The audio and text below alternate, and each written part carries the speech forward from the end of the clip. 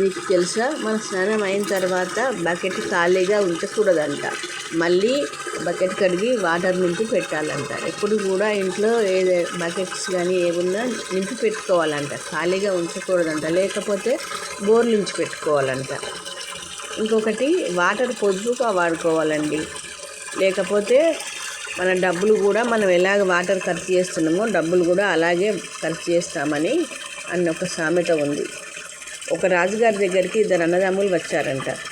ఒక అప్పు తీసుకున్న ఒక దగ్గర వాళ్ళు నేను కట్టను అని మా అన్నయ్య ఎక్కువ ఖర్చు పెడతాడని, తమ్ముడు ఎక్కువ ఖర్చు పెడతాడని అన్నయ్య అంటున్నారంట.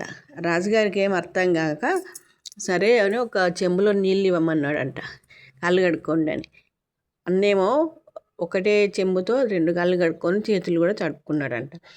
తమ్ముడేమో కడుక్కుంటే ఒక్క కాలు కూడా సరిపోలేదంట. దాన్ని బట్టి రాజుగారు తమ్ముడే ఎక్కువ ఖర్చు చేశాడని తమ్ముడిని కట్టమని చెప్పాడంట.